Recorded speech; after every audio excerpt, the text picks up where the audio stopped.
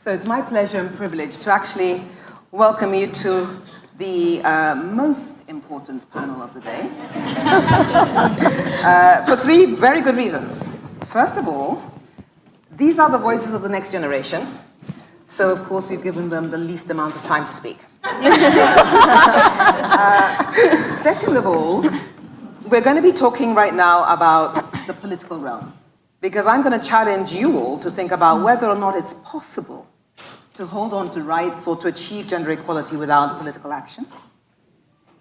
And the third reason why this is the best panel of the day is because it is the most diverse for geography, race, ethnicity, sex, and age.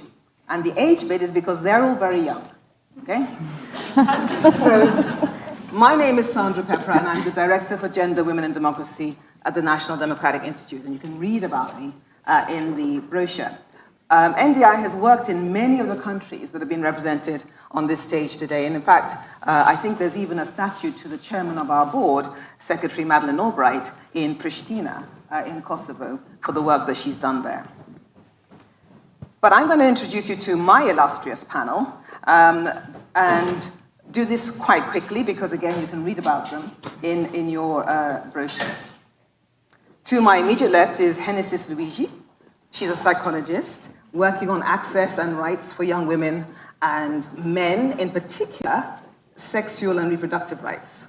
Genesis is from Venezuela and works with children and adolescents in some of the most vulnerable and deprived communities, both rural and urban. To her left is Mirabel Ngong. She's a UVA alumna from Cameroon and the founder of a community empowerment program for young women and single mothers, particularly through keeping teen mothers in school. She has contributed to increasing the percentage of women elected to local councils in the northwest region of Cameroon by 10%, phenomenal figures, even for Virginia last week. Melvin Sharty, to her left, works on stopping gender-based and domestic violence against women and girls in Sierra Leone. He is doing this through a focus on advocacy and training at the community level, particularly targeting men and boys as agents of change. To his left is Madara Mazjane from Latvia. She's an expert in non-formal education approaches, which she puts to work to raise awareness of gender equality and the prevention of gender-based violence among adolescents. Using non-violent communication techniques, she intends to help young women and young men to become change makers in their local communities. And last but not least, Deitra Jones is a current third-year student here at the University of Virginia School of Law and a former president of the Black Law Students Association and vice president of Street Law. Deitra has done pro bono work in Johannesburg, South Africa, so that should be Catherine, from a previous panel, should be happy about that. And also interned in a Crimes Against Women and Children's unit in the DA's office in Fulton, Georgia. So that's the panel. Welcome them, please.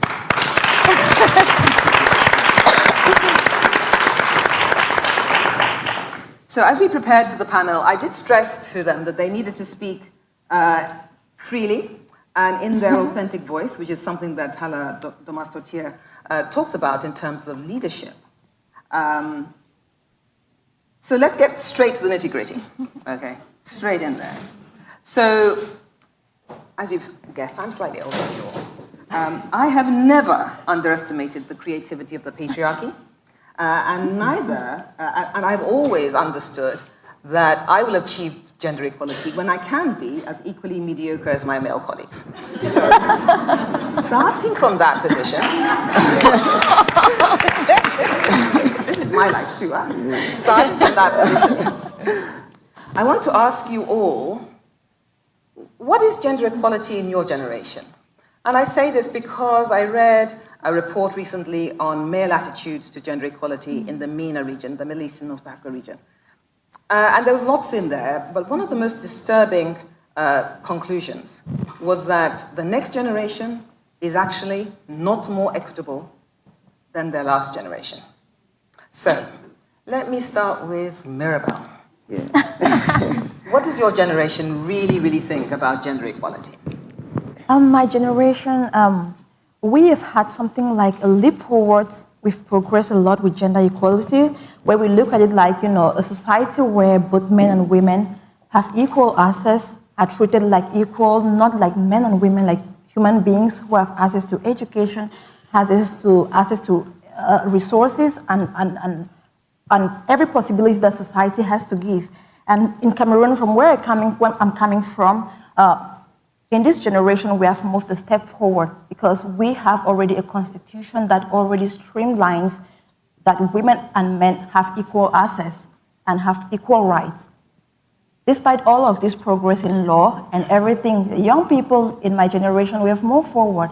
For instance, in your presentation, I've worked a lot to promote women in leadership politically and education-wise, and we've had, a huge number of young women who are stepping forward to stand in for parliament, for councils, which is something which we never heard before, and we've had like a 10% improvement in my area, of which I'm part of, and I'm really happy, I'm part of the change in my generation. And despite these movements, and young people and men even in my community, most of them send their girls or their women, their wives even to school. In my class at university, I actually had wives who are married, but their husbands sponsored them in class. That's not something we had 20 years ago in my society.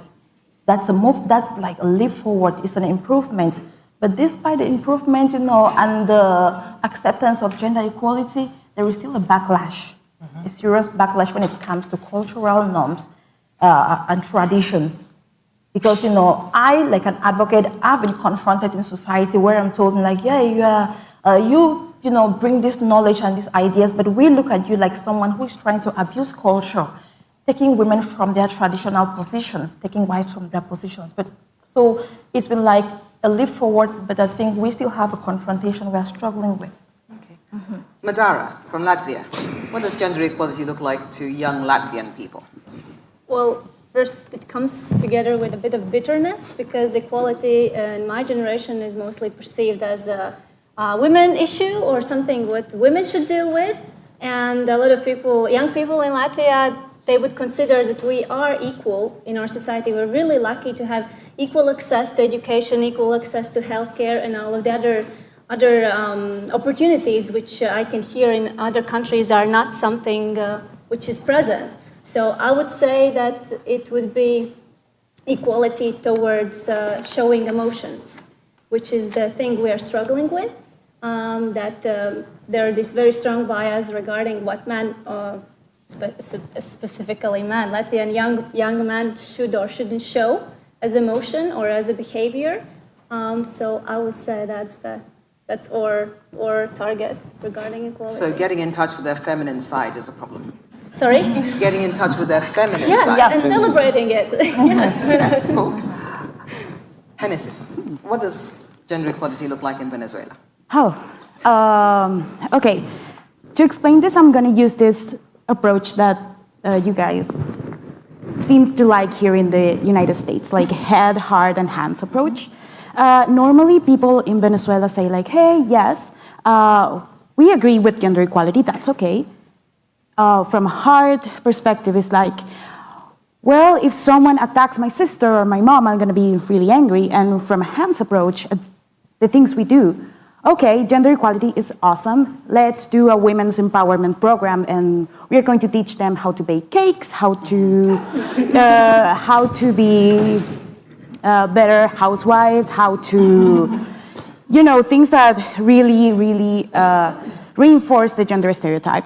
And with that said, it's kind of superficial, I think, because, guys, women have rights not because they are your sisters or your mothers, because they are human beings.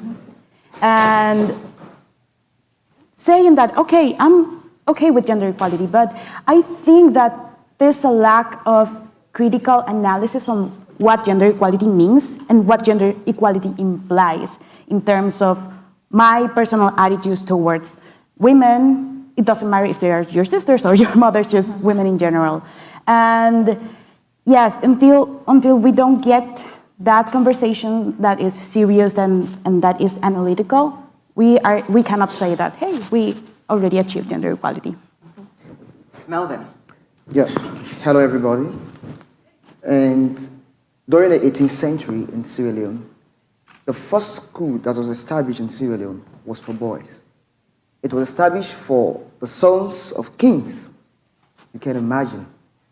And growing up in a country that has gone through a lot of, we all know the 11 years civil war, and women and girls were the most vulnerable. You look at maybe becoming slaves, their hands were cut off, they were used as prostitutes of war, and all of sort of things. And even during the Ebola crisis in Sierra Leone, we heard of how people died. And at the forefront of those deaths were women and girls. Quite recently, we heard of the mudsliding that took place in Sierra Leone. I could say closer to 600 people died. And to be honest with everybody, that the victims of those deaths were women and girls. Living in a society that has entrenched male dominance, and I coming from a family maybe we are closer to 9, and I am the only son that has maybe come out of college, living in a country where 70% of the people are extremely poor, and there is this kind of, maybe everybody's trying to survive, we call survival of the fittest, and as a young man standing up and say, oh, I am working for the rights of women and girls, your colleagues will be saying, oh, what do you mean? When we are all trying to become successful, how can you just stand up and say, you want to talk for women and girls? And I think it is very challenging. I always say this, that we cannot achieve gender equality in the world, even from the poorest country to the most advanced nation in the world, if we fail to mobilize boys and men. And that is my priority. Right. So a little bit of gender inequality there. You didn't clap any of the girls. See now? You see how it plays? Understanding our own reactions to these things? Deitra, she's giggling there. Tell us what does gender equality feel like in 2017 in America? Well, I think that's, it feels different depending on, for me personally, where I am. It feels different for me as a woman here at UVA Law School, and then it feels completely different when I go back to my hometown in Georgia. I think in a more general aspect, it feels progressive, but more recently, up until the last couple of years, gender equality looked like what we would define as the political and social and economic equality between two different sexes, male and female. And now we are starting to have more conversations about gender equality amongst all genders, and that's more than just male and female. So what I think it looks like in 2017, today as I sit here on this stage, is I think that there are progressive efforts and there are tools to challenge at least sexual discrimination in the employment context that provides, resolve for things. But as we move forward, we still have a lot of work to do, and I think sometimes we take a few steps back the same way we do with racial inequality. We take steps forward and we take steps back, and we keep trying to keep the train moving forward. So that's basically how I think we are. We're in this state of flux, but I think the general mindset is that there isn't the same glass ceiling for specific genders as there was decades ago.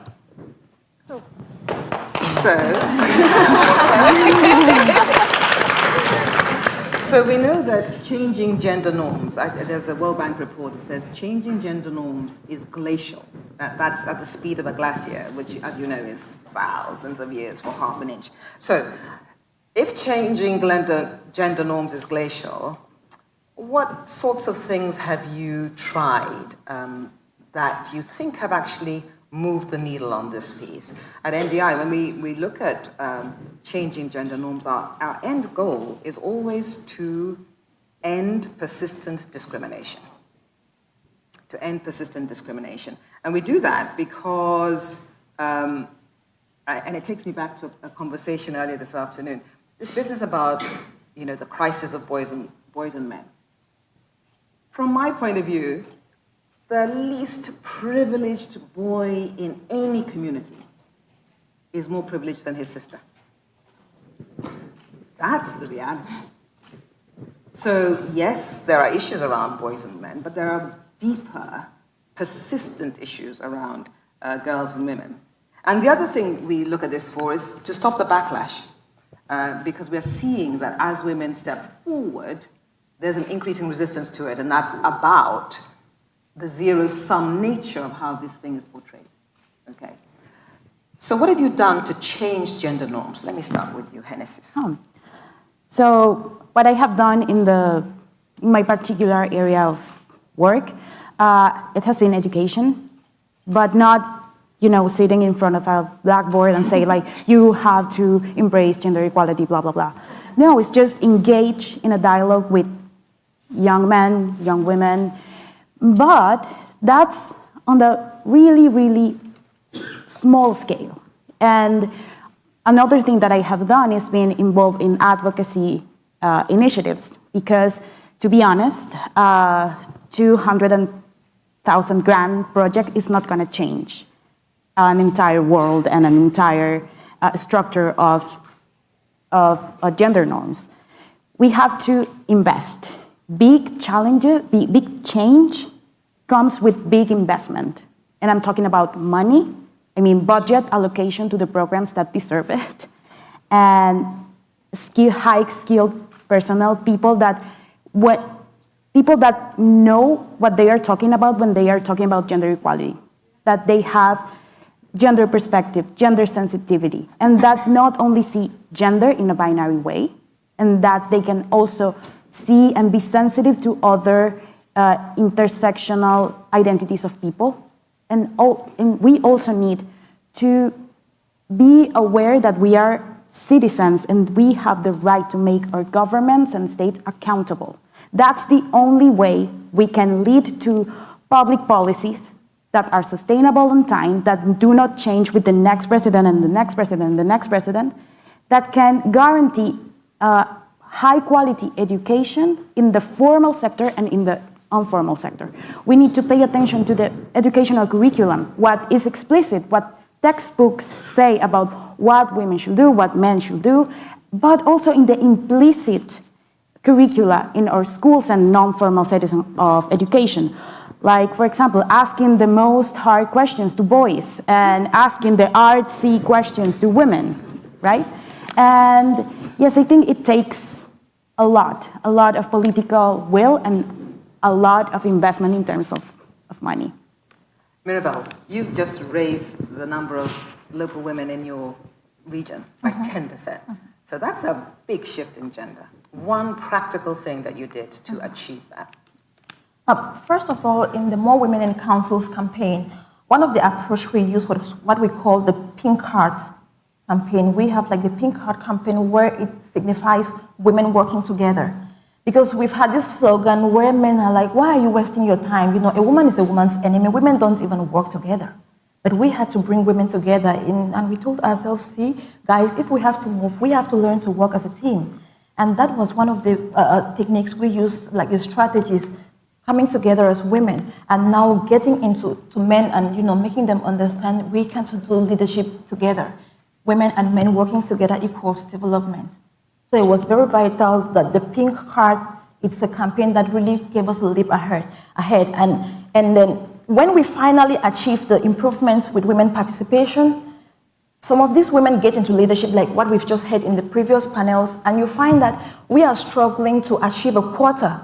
But achieving a quarter, we are not asking ourselves, how competent are these women?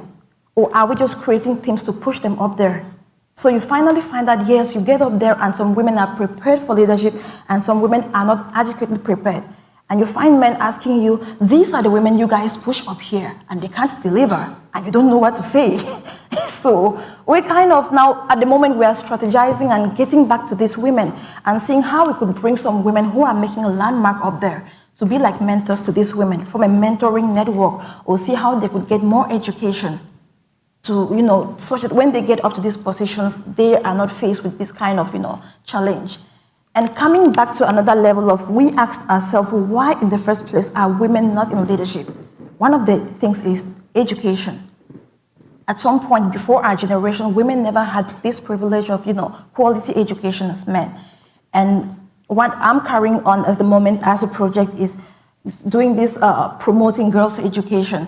And we do this by reaching down to communities and making the custodians and families understand that we will not do this as a society. We will start with households, and it begins with you and me. So it's about pushing your girl child out there, getting her adequate education, building her self-confidence. I think I am one of the fortunate girls in my society who my role model was my father. He told us, yes, I have 4 girls in this house and 3 boys, but you are all 7 Cameroonians who have full potential to deliver out there. And it was a challenge. So he told me, Mirabel, you are never coming out to say, Dad, I'm just a girl. No. So we all had to work hard. So we pushed it, mentoring these young girls, going to their households. And at one point, we bring their mothers together to start small business schemes, especially the single mothers. In as much as you want to get into leadership, you have to also not just deliver in society, but deliver in your households.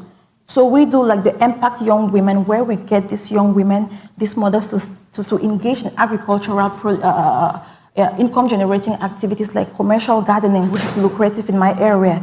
They are trained and they are supported to start their small schemes. That way, if the husband is in charge of other expenses in the house and other responsibilities, the woman can maximize on this commercial activity and be able to push all her kids in school. I'm not talking about just girls, boys and girls, because as Catherine said, we are kind of leaving boys behind. So we are let's go together. So that's basically what we are doing, and it's lots of work, but we are motivated. And Melvin, you're the one pushing the rock uphill. So 2 or 3 practical steps you've taken to just change the gender norms in the work that you've been doing. Yeah, and I think we are all aware of the data that 130 million girls are out of school. And in my community, that figure make part of the women and girls that are really out of school. And what we did in 2015, I led a project because what we realized because when I was the project officer for National Movement for Democracy and Human Rights, what we realized was that what has been really promoting the inequality in society is this kind of gross creep on religion. Because the societies where we are working, because we work in the rural communities, and the people are so connected to their religions and all sort of traditions, and they have this kind of secret society wherein women and girls are being put into those societies, wherein they want to go what they call the FGM for a couple of time. And you can imagine when those girls are into those societies, as I'm speaking to you now, there is a period for those girls to be into those societies. And it is kind of intercept with the school period at the same time. So what we did, we did a baseline survey, and we realized that religion has been one of the things that has been pushing, maybe trying to support those practices. So what we did as a project I led, we empowered closer to 200 traditional religious leaders, maybe trying to empower them and teach them how they too can play a role in trying to stop those harmful practices. And I think we were really successful in our intervention, and a lot has been going on, but I think there is more work needed to be done. Right. Yeah. Madara, I'm going to switch the question on you, because I know that you've been leading movements, and you've got a big interest in women's movements and organization. And what we know internationally is that women's movements or women in movements do 3 things. They make the movement more stable, they make the movement more successful, they also make the movement less violent. So what have you learned about women's movements through the work you've been doing? Well, I think my case may be a bit weird because I'm leading a movement which is targeting mostly young boys and men. Okay. And we are calling it Dare to Care. And what we are practically doing is we are creating a safe space and time for boys to come together and talk, which in Latvia, it's okay, boys don't talk. And especially they don't talk about their feelings, they don't talk about their emotions, because we believe that exactly this something which is held inside causes the person to become violent. Because if you're happy, you don't hurt others, right? Mm-hmm. So this is what we do, and we create space once a week for 2 hours. There are trainers who are trained in this specific methodology, which actually comes from Promundo, and which was mentioned here before.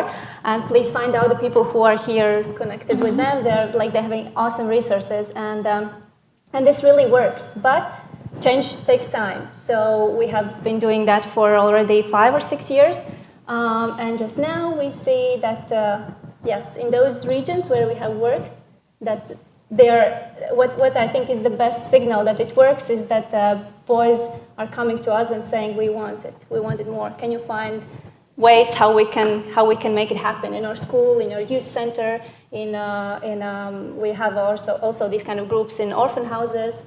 So I think that's what works in our society. Deitra, social movements, have you been working with them? In its most systematic way, no. I think that the platform that I took to affect change in that way was during my time. Like before I went to law school, before I was in Johannesburg, before all of that, I don't know if this is in my biography, but I taught middle schools, and one of the first things I realized within my first year of teaching was that misogynistic mindsets were already ingrained in my 12 and 13-year-olds. So one of the things, and I'm thinking, okay, now I got to teach these kids that aren't on grade level mathematics, and now I have this social, movement that I also cannot allow to persist and manifest in my classroom. So some of the things that I did is I formed really close relationships with my girls that were very distinct and very unique that I still hold today, and very unique and distinct relationships with with the boys that I still hold today. And with the girls, I continue to encourage them. I continue to tell them to put themselves and allow themselves to put themselves in uncomfortable positions and get out of their comfort zone. With the boys, it was different because when I noticed these mindsets of misogyny were already ingrained in 12 and 13-year-olds, I realized, well, it was ingrained by somebody, and I would only assume that it was the adults that did that. And what I said, and I was in a very rural place in North Carolina at this time, so I would start checking the adults in the building, especially the male adults, about perpetrating some of these mindsets, knowingly or unknowingly, in front of the period, and especially in front of the children, because that stuff does not go away. So that was the first platform that I used to try to affect some type of change when it came to gender equality. And then the second time that I did it in its most, I guess, influential way wasn't in the U.S., so I can't speak to the U.S. perspective as far as my involvement with movements in that sense. I was actually in Zambia researching early child marriages, and I helped NGOs increase their outreach to rural areas where the NGOs created community schools to combat early child marriages, specifically young girls who were married off at very young ages, and I did that this past January. I spent 3 weeks there doing that, so that's been the basis of my involvement with the movement. There's a huge Pew report out recently. Some of you will have seen it. It's a survey of values and perceptions on democracy around the world. Massive report, very good. Go to the Pew website and take a look at it.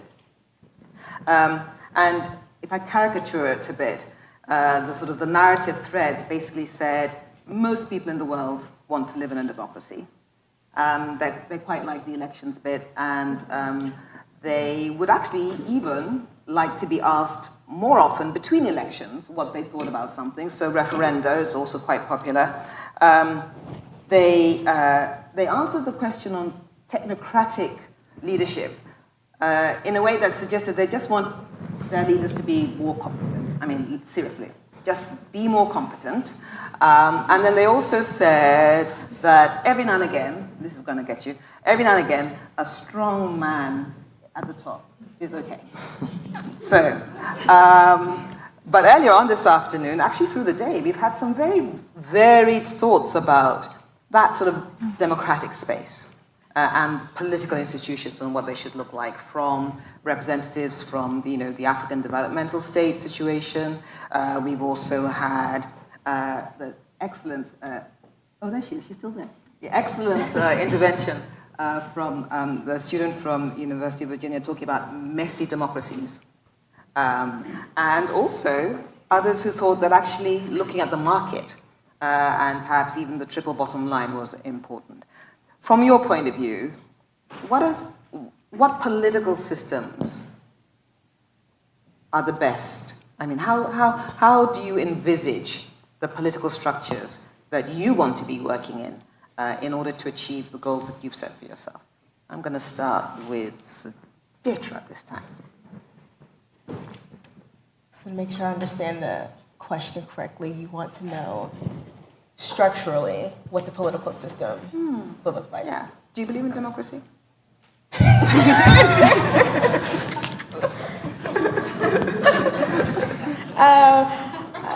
It's democratic to a certain point. There's a ceiling on that. It's funny that you mentioned that because my professor actually gave a speech when we were in Lusaka, Zambia, to a college group, and they were so confused on the U.S. political system. It's really, and it has a troubled past on, how it came about, specifically the Electoral College. I personally would love to live in a democratic country that was purely democratic in all of its senses. Practically speaking, I don't think the U.S. would be the U.S. if it didn't have its current structure.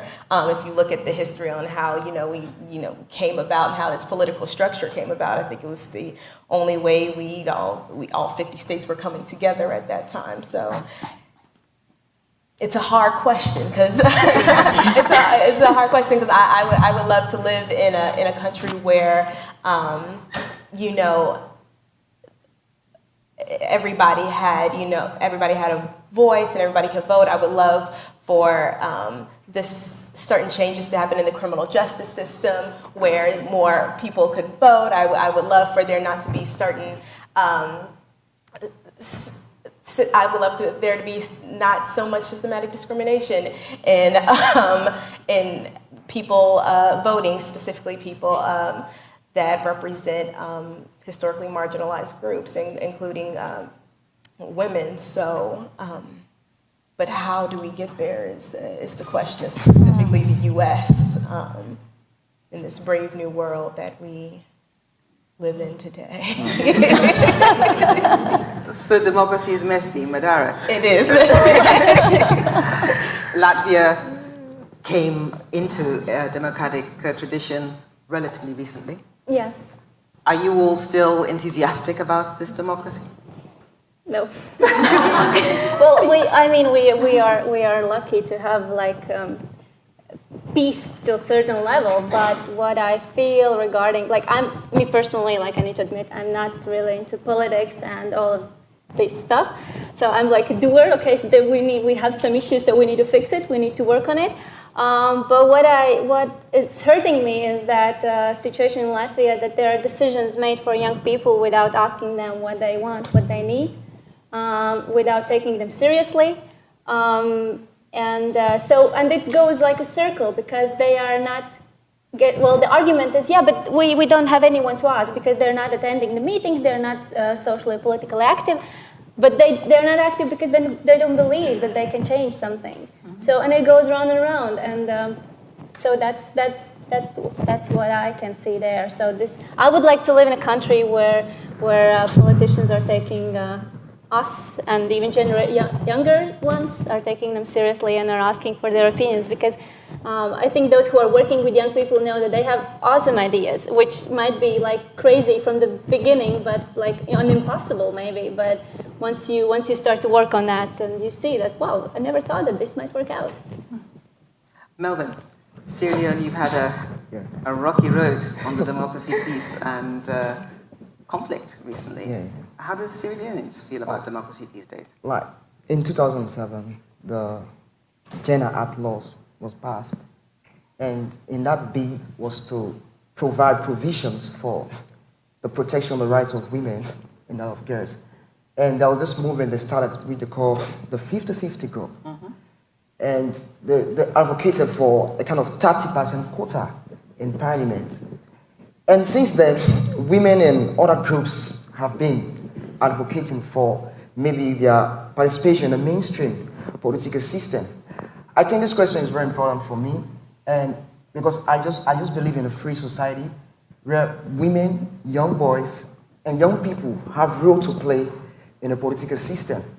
And since my organization is Movement for Democracy and Human Rights, and we are project-based, and we work on a series of issues, I just have this interest that to make Sierra Leone a better place, then young people, not just male and female, have to be on top, and their voices have to be heard. And what I did, I designed a graphic where I started, the original purpose was for my passionate use. Little did I know the kind of effect it is making. Now, closer to 500 people, young people on social media in Sierra Leone, are now using that graphic to add their voices to peaceful election, to maybe non-partisan election. And you can imagine women are also part of that movement, and I think it is very important. When you raise the question, I just remember that we cannot create a better society without maybe giving women a platform to raise their voices. And I think social media has played a very key role in the 21st century. Ever before in the history of Sierra Leone, young people are coming to social media to talk. And I started that with this notion that it was kind of personal vision for myself, that this is what I want to see, not knowing that other people also are coming, want to really, other people are thinking of the same thing. When I did it, a colleague just saw it on my profile and said, man, where do you get this knowledge? I think this thing is good. Can you make one for me? And it started moving. More gears were asking, can you also make for me? Can I add my voice? And I think that is the kind of society we want. I believe that is why we are on this platform, to tell our world, because it has been a very long time. We have been living in communities that has gone through a lot of issues. And I believe it has to stop. And it's not going to stop with me. It's going to stop with everybody. We all going to be involved to ensure that we have a society that is free, that is peaceful, and that is healthy. Thank you. Mirabel, Cameroon used to have... Yeah. All right. No. I wasn't saying that you used to have a democracy. No. What I was going to say is I used to know that Cameroon had one of the most ethnically diverse populations in the whole of Africa. And you are having to live and work together in a democratic culture. What does it look like? More than 200 ethnic groups in one country, and bilingual, English and French. Wow. Yeah, but now we are living in a generation where our leaders tell us that you're the leaders of tomorrow. And I'm like, when is this tomorrow? Yeah, we're doing it now. I need to do it now. So, and at the moment as we speak, Cameroon is bilingual, and there is a civil war in the English-speaking region of Cameroon at the moment. And part of the causes is because the younger generation is rising up in disapproval of the fact that we have had the same president for 35 years, which is wrong at every level. And the leadership kind of, responds to this not out of dialogue or out of trying to put the system together by a crackdown on these young people. And some of them have died, they have lost their life, both men and women are involved in the struggle. And I've been so motivated because I've actually seen also women stand up with men, young women of my age, to stand up and speak their voices out. So it's challenging. And last week we were talking about a cabinet meeting at the Ministry of Youth Employment, where they talked about opportunities for young people and employment. And there was no young person in this room. Everybody was from 60 years and above. And I'm like, what do they know about us? So it's challenging, actually, to work in like a diverse environment of that nature. So in as much as we have progressed in a way, I don't know how to call it democratically, I don't know. But I think I'm working towards working in an environment where the leaders actually have a succession plan. They work with the young generation, kind of grooming them. Because when they work in coordination with young people, it makes transition reasonable in as much as you know what you are taking, you know what you've worked, and you know what you are getting into. I would love to work in an environment or in a country where the system or the law gives like educational opportunities or involves young people such that young people don't have what we have, like the voter apathy. They don't want to vote. They find no need to participate in governance processes because they just like, the elections are going to be rigged, so whatever. I should spend my time doing something else. Like, let young people see the need to do it. Let them feel prepared into leadership. Let them have access to education and mentoring to be able to move into leadership positions and take responsibility and do the right things, because in that way they are prepared and they'll take the right choices and know how to manage their challenges in a better way. Okay. So we're working towards that. I don't know for how long, but I think we are moving. Genesis. How? Democracy. I'm from Venezuela, so everyone that knows a little bit about Latin American politics know that that's kind of a mess. The thing with, like, okay, here we are talking about like big abstract things, gender equality, democracy. And democracy is made up by the people, but not like the people in a mass, like, hey, this is my people. It's made up by citizenship. And citizenship is, it takes that people have real access to education, because in order to make a conscious vote for a candidate, you need to set up priorities. I want my candidates to have a gender equality speech. I want my candidates that be interested in global warming. I want my candidates to, be sensitive of social issues. But to get to that level, it takes that you had the real access to education. And by real access to education, I mean that it's not education in the public system. To go to school, it implies that you have to invest time. And coming from Venezuela is that time your parents are not being like evil parents that say, I don't want you to go to school, you gotta go to work. You gotta go to work because you have to eat. If you don't eat, you don't think. And if your basic needs are not met, the room you have to spend like 4 hours in school not working is a luxury. We are going to achieve real democracy when that is not a luxury. And we are going to achieve real democracy when we acknowledge ourselves as citizens, not just as a mass of people. And also, and this is sort of like really, really important, that people that are in the government and in state institutions, when they allocate a budget for social development programs, they are not being superheroes. They are doing their jobs.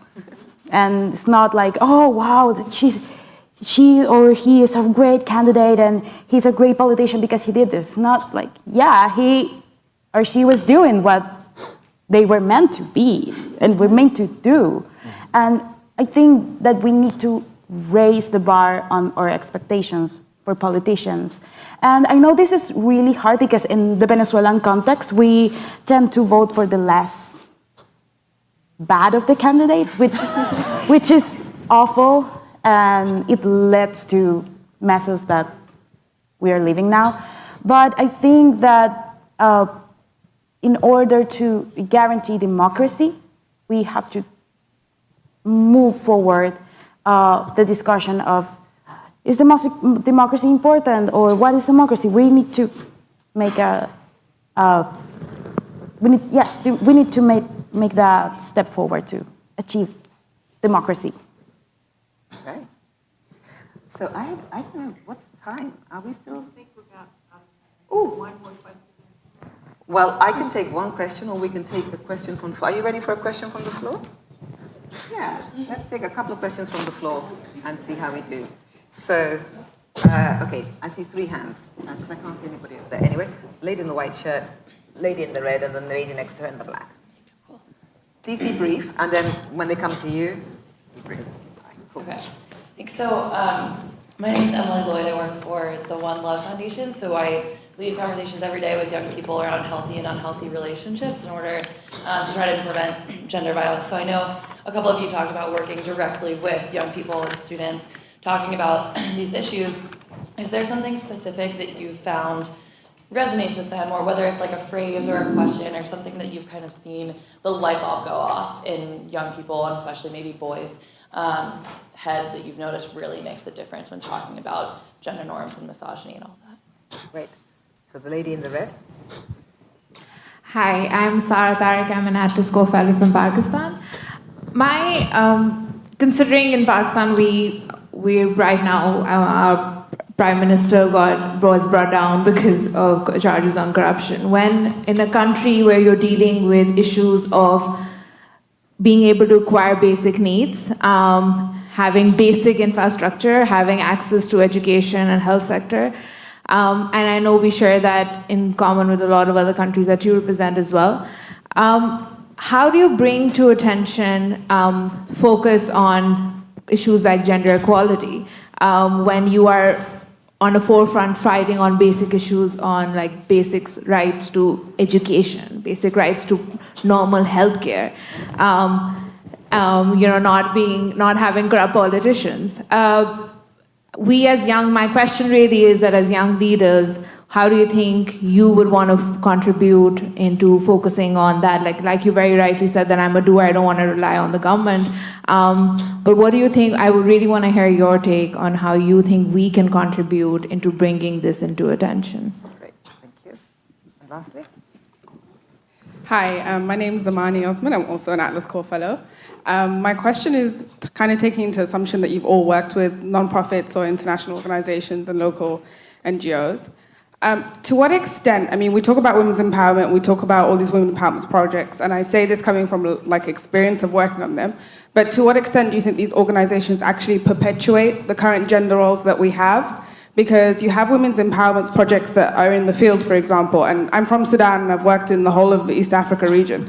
And you'll go to the field and this organization, which is a huge international NGO, will be spending, $250,000 on women's empowerment. And they're teaching the women how to make cheese from leftover milk and how to sew bags. And they're teaching the men, how to, whether it's plumbing skills or there's no business preparedness initiatives that are made for women. There's none of these things that are actually developed and directed at women. And education is important, but for the women who essentially feel they've already missed out on education, that already have their kids and are already working, to what extent do you feel that these organizations actually, they have their SDGs, but essentially they're creating the SDGs that they're trying to fix? Their projects are very directed and still gender orientated. Okay, thank you. Right, 3 interesting questions there. So, as I understood them, somebody was asking, have you got any specific aha moments with the young people you work with, actually you all do, on gender and gender-based violence sort of issues, okay, to share an experience. Lady from Pakistan is basically saying when everything is desirable, how do you prioritize what is really, really necessary? How do you make the issue rise to the top? And the lady from Sudan is saying, how are we going to break the cycle around women's empowerment as economic integration or worse through better non-profits, better civil society organizations, national and international. Is that okay? All right. So what I suggest is everybody pick 2 to answer quickly. Yes? Who's ready? Oh, Okay. I'm ready. Okay. Aha moment when talking about gender equality with the population we work with. As Sandra was saying, I used to be a peer sex educator in rural and non-urban zones of Caracas.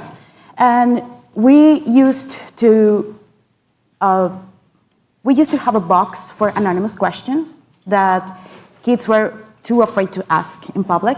And we had our sessions on sexual health, reproductive health, and at the end of the session, we responded to questions. So one day, I found a question that said, teacher, what do you do with a broken heart? This was a 10-year-old girl, boy, I don't know. And what got my attention was the reaction of the teacher of the classroom. She was really pissed off about that question. She was like, you need to ask serious questions here. This is a serious environment. This is a classroom. And I was there like, okay, a broken heart, everyone here I think is relatable to that sentiment, is serious. And that moment was like, okay, we are so focused on teaching kids math, languages, physics, and forgetting the human side of education. I'm not saying that physics and math are boring. I totally love it. I'm all in. But we need to work towards the comprehensiveness of education. That was one aha moment where I was, okay, this girl is asking a really serious question, and she is being punished for asking. When this girl finds herself in a difficult situation in the future, she will be able to ask again without fear of being judged. That's the kind of questions we need to start asking from our spaces of action. Even if we are running a non-profit with 8 people on staff, we have a power position. People hear what we have to say, even if at least half of the original quorum here has left. But you are hearing what I'm saying, and you are saying, and that has a value. We as leaders have a power on what we are saying, and we also have an influence on others. And I think that's my aha moment. And the second question was... when everything is necessary. When everything is necessary. This is a tricky question, actually. And because we all have our own interests, we all have our own cause. Like, I'm fighting for sexual rights, but another people on this room maybe are for environmental causes, or another people in this room are fighting for education, or... and this is when movement building comes to the table. We are all in this together, like for social development. And another aha moment that I had with this was, I was talking with a colleague that she's running an initiative for mainstreaming menstrual cups in Africa, specifically in Uganda. And the thing with menstrual cups is that they are super cool for environmental initiatives because you make one purchase and that's it. You're not generating waste. But the thing is that for changing a menstrual cup, you need water, and you need a private toilet, and you need proper sanitary installations, placement. And that was like, okay, let's figure out what to do with this. And it was like, we are fighting here for access to menstrual hygiene products. We are fighting for reproductive health and rights. But we also are fighting for access to water and sanitation of a whole population. And that's something that one NGO cannot fight by themselves only. We need to make the state and the governments and the institutions accountable for that. Why this population, this village, do not have access to water? And that's like an aha moment question, an aha moment. I'm gonna go to Deitra. I want to speak to your question about like the aha moment as far as connecting with young people. I think like the best thing that you can do is to try to find some common ground with them. I think with the most troubled youth that they only open up when they feel like they know something about you. So you've got to be an open book. I had to be an open book. And if it wasn't something about myself that I felt that I could connect with the kids about, I would tell them about like, hey, my best friend, and I would open it up first. Like, you don't have to tell me anything. I would, find moments to just get them, outside of the whatever context they're usually in or whatever big group, I would sometimes take them out of like, I don't know, PE or lunch. Come have lunch with me. Let's just chat and let's just form a relationship. It happens over time. It's not the first conversation I pour their heart out to you and then we start building to this better society and stopping gender violence. But the types of the types of issues that you specifically deal with are so sensitive that it takes time to get those things out. And those were some of the things that I think that I was able to have the closest relationship with all of my students. Out of all the teachers in the building, because I took that time to not only make sure they were going to pass the test at the end of the year, but also to get to know them and figure out what's really hindering them from learning. And the only way they're going to care to open up to you, I mean, you have your age on one hand, so there's like a closeness of age there. They'll see you like, oh, she's not that much older than me, and then we can talk. And if you've been through something similar, know someone else that's been through something similar, and you can tell them that before they tell you anything, it'll come out. And that's where I think it starts, is with that relationship building. But it has to feel authentic. It has to feel sincere. And it can't feel like they're listening to the what was your organization called? One Love? Yeah. It can't feel like the head of One Love is talking to me. It has to feel like this person that really cares about me and my situation is talking to me. Otherwise, you're not going to get anything out of them. And there's already, from my experience, a level of distrust that's there from the get-go. So you have to break that first. To the question about prioritizing different issues, I would say that issues they're all important, but they're not mutually exclusive. You don't have to pick one platform to pursue and only pursue that. I can't tell you how many people have asked me, like, 1 minute you're over here teaching, trying to close the education gap, and now you're here talking about gender equality, and then they ask me what type of law I want to practice, because I'm in my last year of law school, and I'll say labor and employment, which encompasses, like, national origin, religion, gender, race, and I just say, like, you don't have to just choose one issue to pursue.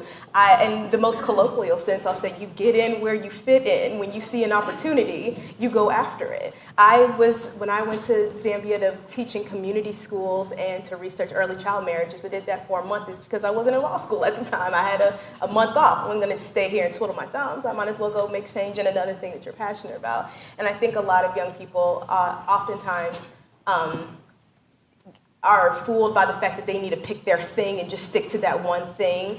And I think that you can kind of dip your hands and you don't have to just be passionate about one thing. So you can, and as far as your level of involvement, that you do have to prioritize, because you can't be the president of everything. But but you can affect change in all different realms in a relatively short amount of time. You don't have to spend 10 years doing this and then decide, I think I'm going to change to this issue, because I didn't have time to think about it before.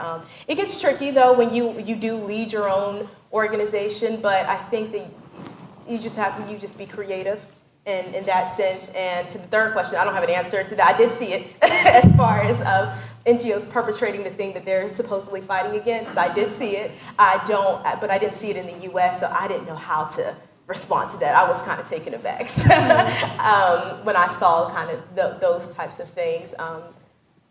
Okay, so I don't know about that. That's my answer for that. Madara.